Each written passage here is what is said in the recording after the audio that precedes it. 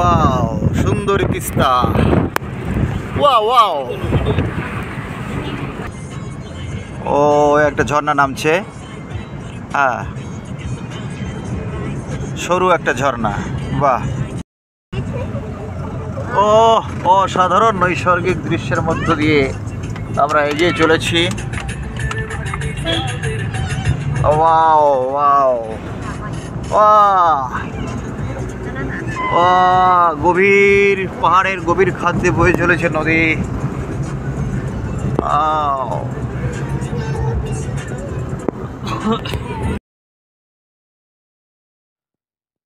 চলে এসেছি মংপুর রবীন্দ্র ভবনে।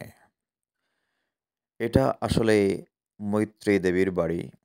1938 এবং 1939 সালে কবি এখানে এসেছিলেন মৈত্রী দেবীর আমন্ত্রণে। মৈত্রী দেবী তার লেখনীতে তার পুঙ্খানুপুঙ্খ বিবরণ দিয়েছেন। রবীন্দ্রনাথ এখানে এসে বেশ কিছু কবিতা লিখেছিলেন, যার একটি হলো মংপু পাহাড়ে। কবিতাটা বেশ সুন্দর। আমি তার কয়েক লাইন একটু আবৃত্তি করে শুনিয়ে দিই আপনাদের। কুজ্ঝটিকা জাল যেই সরে গেল, মংপুর নীল শৈলের গায়ে দেখা দিল রংপুর। বহু কেলে জাদুকর খেলা বহুদিন তার, আর কোনো দায় নেই লেশ নেই চিন্তার। দূর বৎসর পানে ধ্যানে চাই যদ্দূর, দেখি লুকোচুরি খেলে মেঘ আর রোদ্দুর। কত রাজা এলো গেল মলয়েরই মধ্যে, লড়েছিল বীর কবি লিখেছিল পদ্যে। কত মাথা কাটাকাটি সভ্যে অসভ্যে, কত মাথা ফাটাফাটি সনাতনে নব্যে।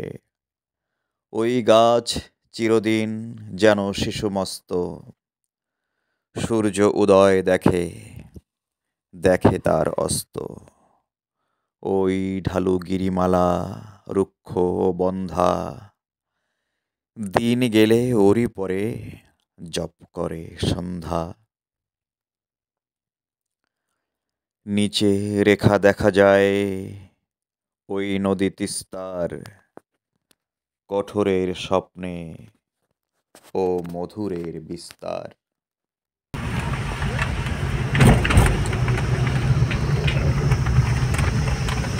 টাটা কালিম্পং।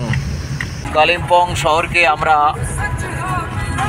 পিছনে ফেলে এগিয়ে যাচ্ছি। অসাধারণ সুন্দর সুন্দর সব বাড়িঘর এবং তাদের সামনের সাজানো, বাড়ির সামনে সাজানো ফুল গাছ, মানে এক একটা বাড়িকে খুব সুন্দর। আই লাভ কালিম্পং আবার সামনে চলে এসেছে। আই লাভ কালিম্পং, কালিম্পংয়ের এন্ট্রি পয়েন্ট এটা। টাটা কালিম্পং। আমাদের নেক্সট গন্তব্য মংপু।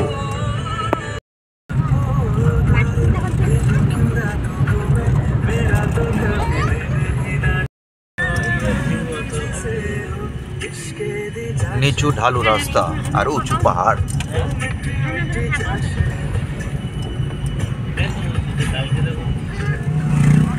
সামনে নিচু ঢালু রাস্তা আর উঁচু পাহাড়। রাস্তা নিচু, পাহাড় উঁচু। চলো, সানগ্লাসটা পরো তো দেখি। কালিম্পং এর পর থেকে আমরা ঢালু রাস্তা ধরে এগিয়ে চলেছি, মানে আমরা পাহাড়ের চূড়া থেকে নিচের দিকে নামছি।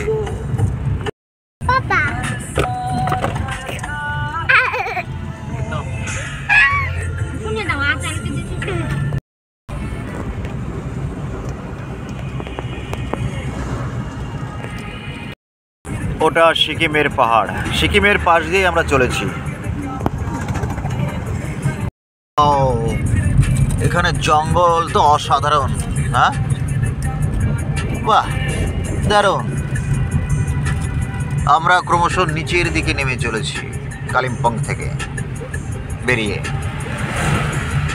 দুদিকে সুন্দর ঘন জঙ্গল। হ্যাঁ, এই বা সিকিমের পাশ দিয়ে আমরা এগিয়ে চলেছি।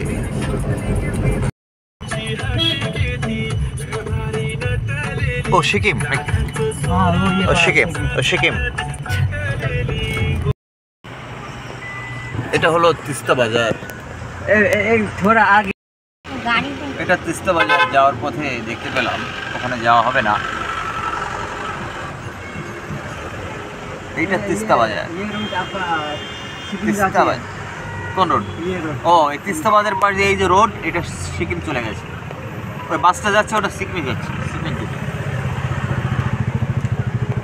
ও পাশের পাহাড়টা হচ্ছে সিকিম। হ্যাঁ, তিস্তা বাজার পাশ দিয়ে এটা সিকিমে যাওয়ার রোড।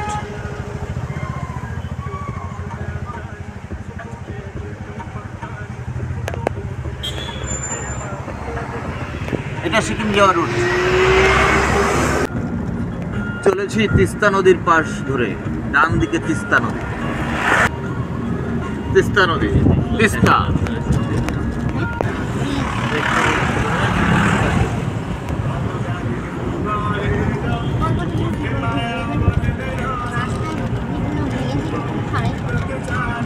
তিস্তা নদী, Teesta bridge, Teesta bridge. Teesta bridge cross করছি, এদিকে তিস্তা নদী। বাহ, তিস্তা নদী।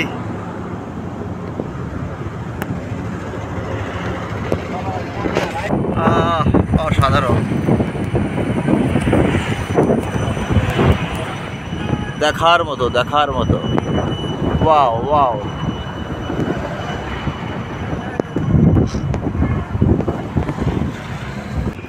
তিস্তা নদী।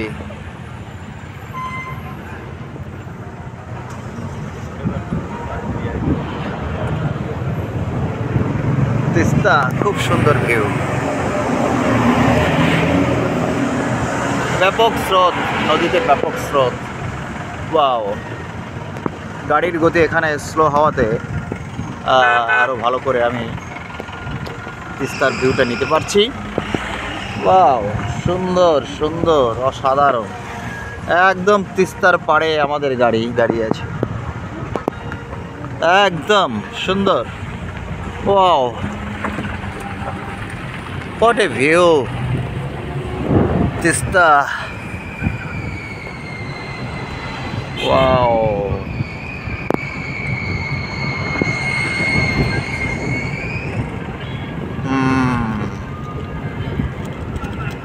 ওই পাহাড়টা সিকিম, ওই আলগা পাহাড়টা।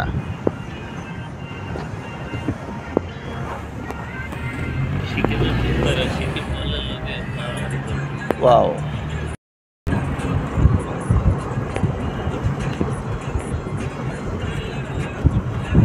বাহ, এখানে আরো সুন্দর দেখা যাচ্ছে তিস্তাকে। হ্যাঁ হ্যাঁ হ্যাঁ হ্যাঁ। আমাদের গাড়ি ড্রাইভার গাড়িটা থামিয়ে দিল আমরা যাতে তিস্তাটাকে ভালো করে দেখতে পাই। ড্রাইভারকে ধন্যবাদ দিতে হয়, থ্যাঙ্কস দিতে হয়। ওয়াও, অসাধারণ সুন্দর তিস্তা। হ্যাঁ, অপরূপা তিস্তা। ওই যে পাহাড়টা সামনে, ওই যে পাহাড়টা, ওইটা হলো সিকিম।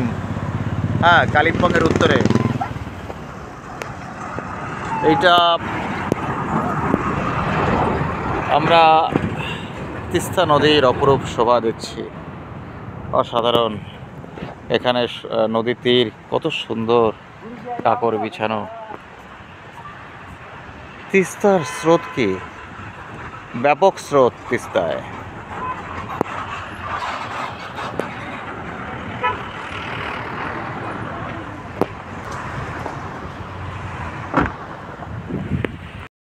দাঁড়িয়ে আছি তিস্তা নদীর পাড়ে।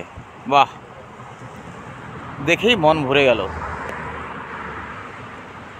এত কাছ থেকে তিস্তাকে দেখে সত্যি খুব ভালো লাগছে।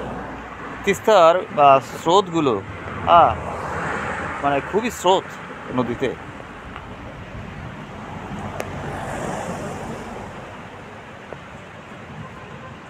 ওইটা হচ্ছে সিকিমের পাহাড়। কালিম্পং থেকে বেরিয়ে আমরা এই সুন্দরী তিস্তার দেখা পেলাম, মন প্রাণ সব জুড়িয়ে গেল।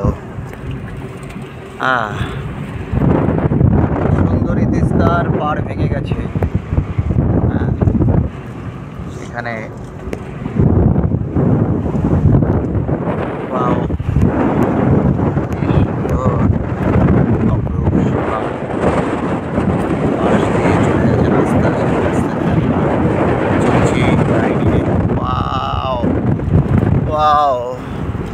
সাদা নুড়ি পাথরময় এর এই চড়া, সত্যি অসাধারণ। এখান থেকে পিছনের লোকটা সত্যি অসাধারণ। এই বাঘটা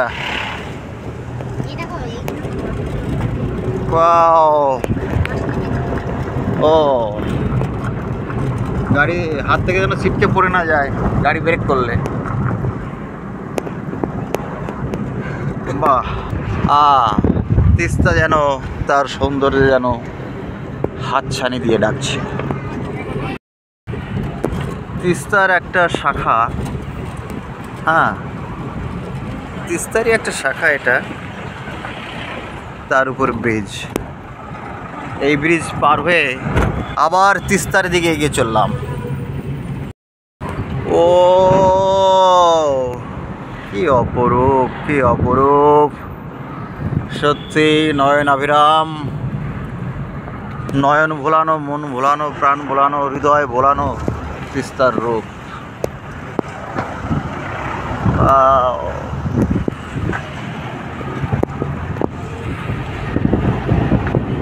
তিস্তার এই সৌন্দর্য সত্যি বলবার নয়। তিস্তার চরগুলো সবচেয়ে সুন্দর লাগছে, সাদা আর নুড়ি পাথরের চর, খাড়া পাহাড়, তার মাঝখান দিয়ে বয়ে চলেছে তিস্তা। এই যে পাথরটা এখানে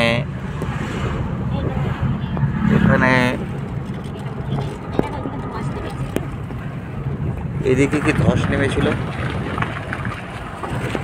এদিকে ধস নেমেছিল এখানে মনে হচ্ছে।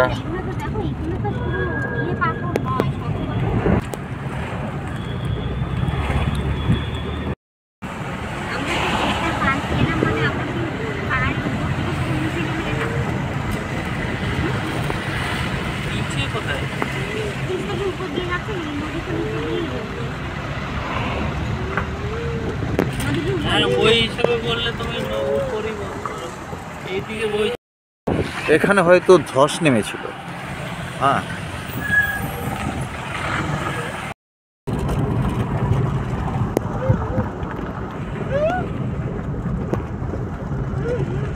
তিস্তা অনেক নিচে, এখন আমরা তিস্তার অনেক উপরে।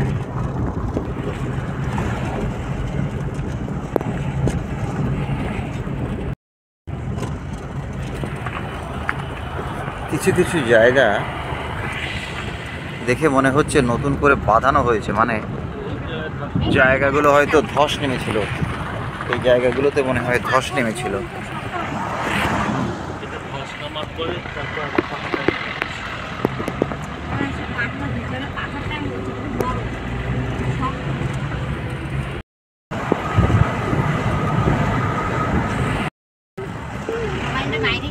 তিস্তা এখানে অনেক নিচে, আমরা ক্রমশ উপরের দিকে উঠছি। আবার তিস্তাকে নিচে রেখে আমরা উপরের দিকে উঠে চলেছি ক্রমশ।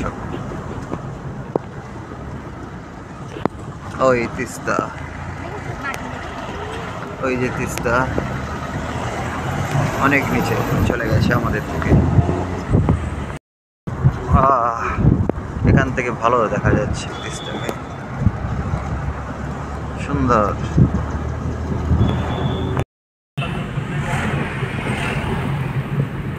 কালিম্পং ছাড়িয়ে তিস্তা ব্রিজ পার হয়ে তিস্তার পাড় ধরেই আমরা এগিয়ে চলেছি মংপুর দিকে।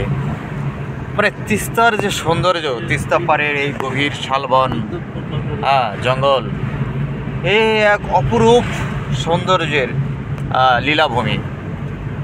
মানে কালিম্পং থেকে তিস্তার পাড় ধরে মংপুর দিকে যেতে যে সৌন্দর্য, সেটাই হলো একজন প্রকৃত পর্যটকের আনন্দ উপভোগের, প্রকৃত ভ্রমণের আনন্দের অভিজ্ঞতা লাভ করার জায়গা। মানে যাওয়ার পথ, পরিভ্রমণের পথ যদি সুন্দর হয় তাহলে খিদের কথাও মানুষ ভুলে যায়, এবং কোনো কষ্টই আর অনুভূত হয় না, কষ্টকে আর কষ্ট বলে মনে হয় না।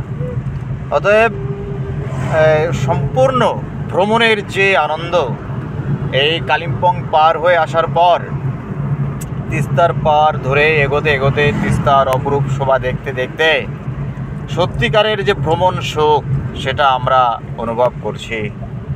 সত্যি মন ভরে গেছে। আর এই তিস্তা পাড়ের এই ঘন শালবন, ওখানে পিছনে আমরা দেখলাম কিছু কিছু জায়গায় তিস্তার পাড়, এই গত যে বিপর্যয় ঘটলো, ব্যাপক বন্যা, বর্ষার কারণে যে বন্যাটা হলো, তাতে তিস্তাতে যে ভাঙন দেখা দিয়েছিল, সেই ভাঙনও আমরা কোনো কোনো জায়গায়, বেশ কয়েক জায়গায় আমরা দেখলাম, এবং সেখানে নতুন করে আবার মেরামত করা হয়েছে।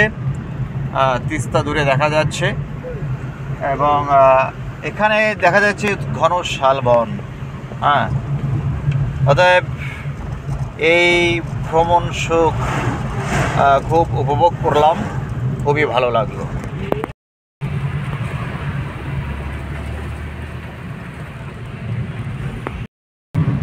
ভ্রমণ করার প্রকৃত সুখ তার ভ্রমণ পথের সৌন্দর্যের মাধ্যমে সবচেয়ে বেশি উপভোগ করা যায়, এবং সেটা আমরা উপভোগ করছি। তিস্তার পাড় ধরে দীর্ঘক্ষণ চলতে চলতে আমরা পৌঁছে গেলাম রম্ভিতে। এই জায়গাটার নাম রম্ভি, ছোট্ট একটা জনপদ, একটা বাজার, রম্ভি।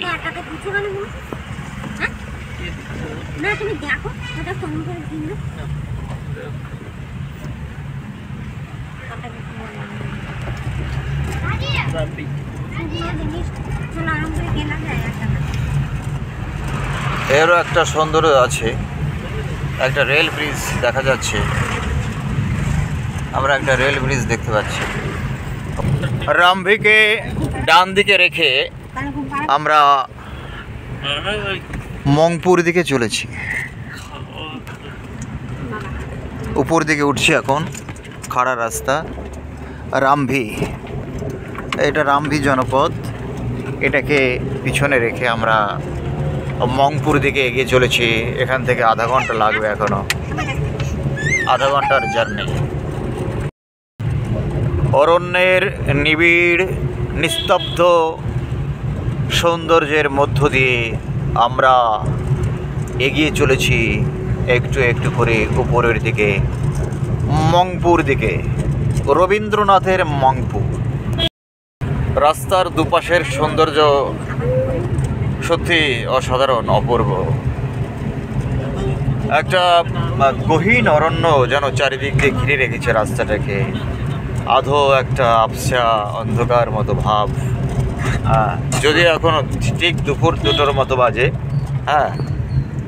মধ্যাহ্নবেলা, কিন্তু এখানে মনে হচ্ছে যেন এখনই একটু পরে সন্ধ্যা নামবে, এমন একটা মানে আবছা একটা স্বল্পালোকিত একটা পরিবেশ।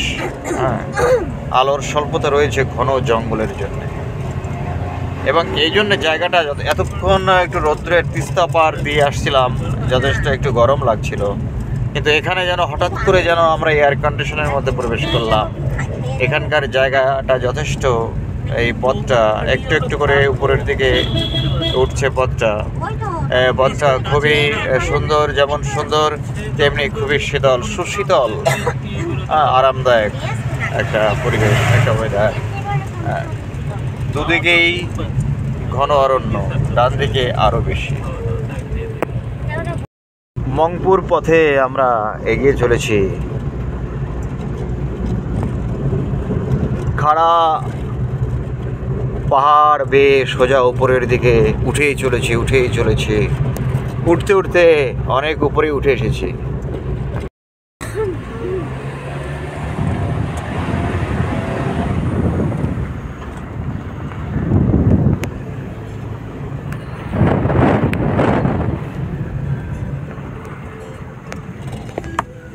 এগিয়ে চলেছি মংপুর দিকে। মংপু এখন 6.5 কিলোমিটার, আর 6.5 কিলোমিটার মংপু। পথ পার্শ্বের সৌন্দর্য অতুলনীয়, অপূর্ব, মনোমুগ্ধকর।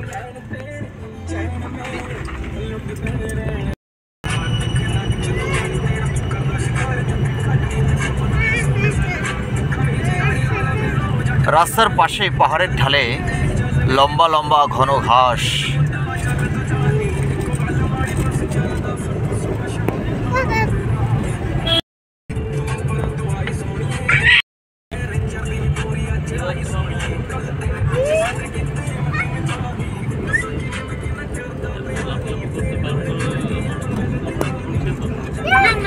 বাঁদিকে বাঁশবন, ঘন বাঁশবন।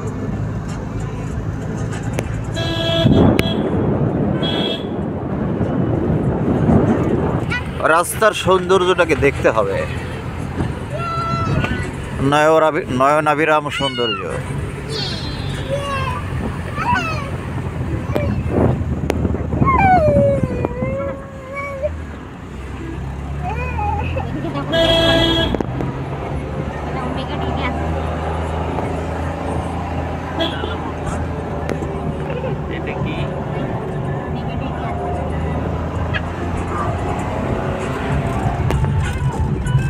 চলেছি মংপুর দিকে।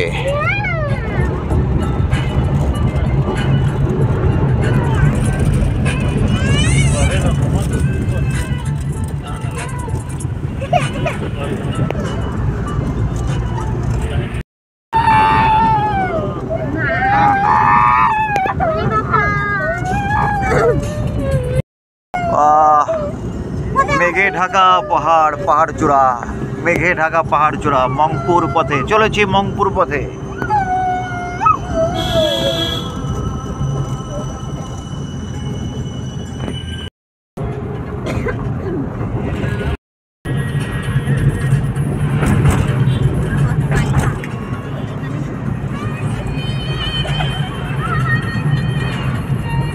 ধীরে ধীরে আমরা প্রবেশ করছি মংপুতে।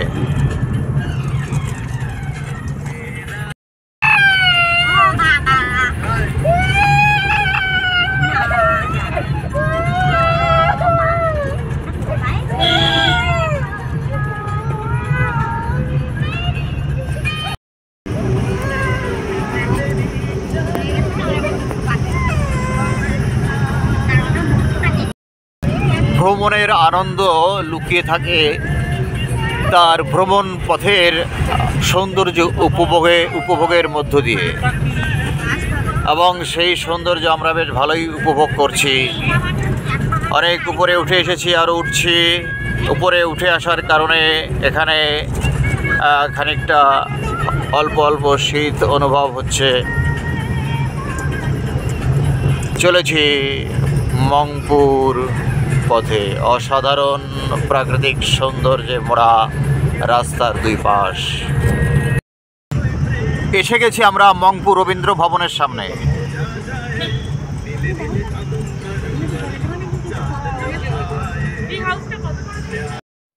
গাড়ি এসে থামলো মংপু রবীন্দ্র ভবনের সামনে। সামনেই দেখতে পেলাম গেট, তার পাশে গাছের মাথার উপর নির্মিত একটি ঘর, ট্রি হাউস। চারিদিকের পরিবেশ খুব মনোরম। বাঁদিকে পাহাড়ের ঢালে গভীর সবুজ অরণ্য, ঝিঝি পোকার ডাক, আর ডান দিকে পাহাড়ের ঢালটা ক্রমশ নেমে গেছে নিচের দিকে। রবীন্দ্র ভবন আজ বন্ধ দেখে আমরা নিরাশই হলাম।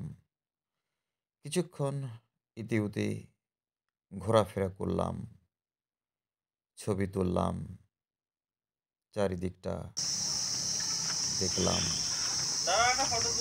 মংপুর রবীন্দ্র ভবন।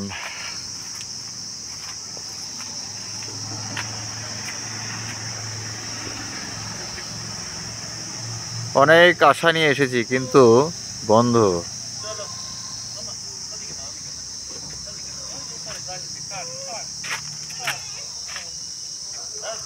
কেন বন্ধ কে জানে।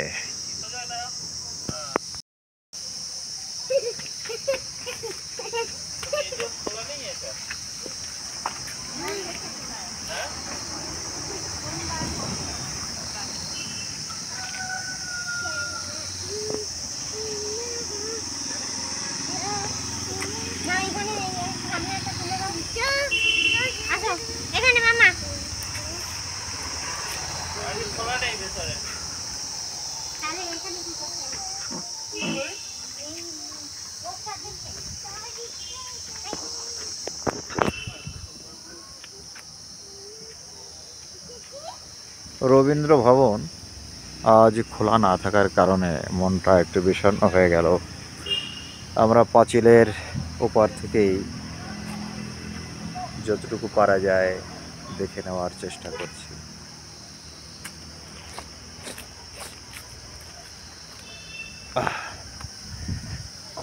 বিশাল সুউচ্চ পাহাড় চারিদিকে। আমরা এখানে এসে পৌঁছেছি অনেক আশায় বুক বেঁধে, কিন্তু এখানে ছোট ছোট কিছু কটেজের মতো ঘর, কিন্তু ঢুকতে পারলাম না। পিছন দিক দিয়ে যেটুকু পারি ছবি তুলে নিয়ে যাই, আর কি করব। মনটা খুব ভারাক্রান্ত হয়ে গেল।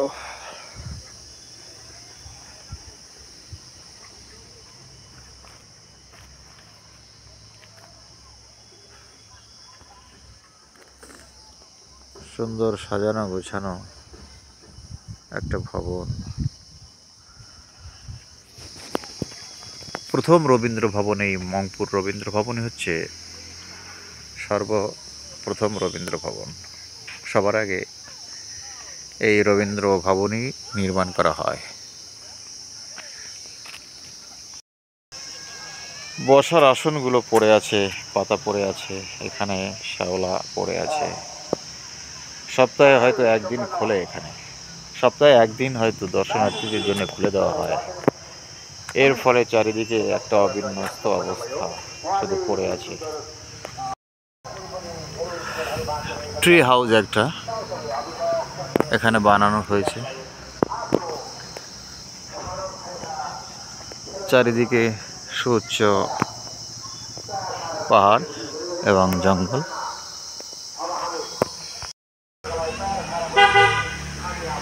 রবীন্দ্রনাথের একটা মূর্তি আমরা দেখতে পাচ্ছি।